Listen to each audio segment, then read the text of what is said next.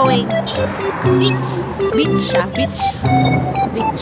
Hello, mayong adlaw. It's me, Chex Moto. So for today's video guys, it's birthday of my apo. Kasi ito yung kauna-unahang taon na ipagdiriwang namin yung birthday ng apo ko.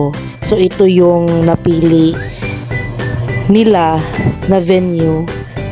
So mabilis yung pagtakbo ko dito kasi nasa huli na ako at saka yung mga pamangkin ko at saka yung mga pinsan ko is nasa venue na. So nahuli talaga ako dito guys kasi madami-dami bang trabaho na kailangan gawin. So dito na lang kami dumaan sa may muog na lugar kasi para madali. So guys, nakarating na kami. Ito yung venue namin, ang Hidden G Resort. If you're familiar with the place. So yung daan guys is medyo rough road talaga siya, no?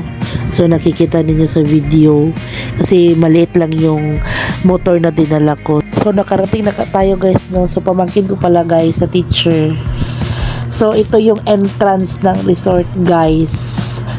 View pa lang, maganda na talagang view. And aside for that, yung swimming pool nila na malaki guys. Ma-enjoy talaga yung mga bata dito at saka adult, no? So ito yung bakuran nila and then yung bahay ng resort. So ito yung venue na malaki ang space and tsaka worth it talaga siya guys.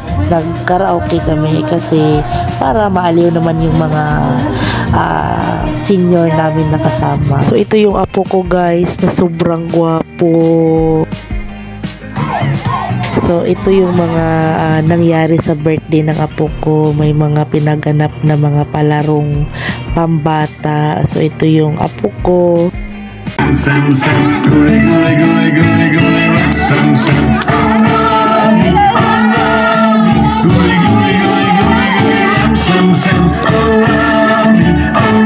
Hindi ko namalayan na malaki na yung apo ko. Bit-bit ko pa yan sa kamay ko noon. Ako pa yung nag-aalaga nito. So ito yung setup ng birthday ng apo ko guys.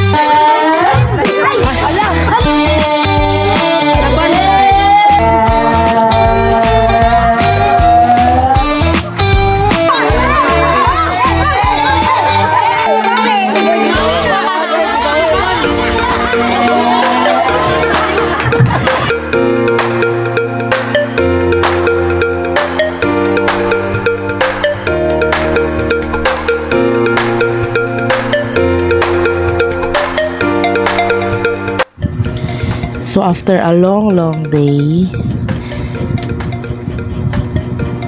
pagkatapos namin mag-celebrate sa birthday ng apo ko, nag-decide ang family na magpunta ng beach. So guys, nakita nyo naman yung venue. So sino yung gustong mag-book, pwede kayong mag-book early. Yung Facebook page nila, i-comment ko lang sa comment section dito sa video ko guys, kasi super sulit talaga yung resort nila. Sa gustong mag-book celebration ng buong pamilya ninyo, solid talaga guys, kasi yung swimming pool at saka yung venue may video clip pa. So ito yung pinaka-gwapo, pinaka-kulit at saka pinaka-cute na apo ko guys, si Zoren. So yan, nakarating na kami ng beach. So nag-decide kami na ibigay kay Zoren yung cake niya. So at nag-enjoy talaga siya, no. Kawawa yung cake kasi hindi na maitsura. Super talaga guys. So thank you for watching my video guys. Follow, share and like my page. Thank you.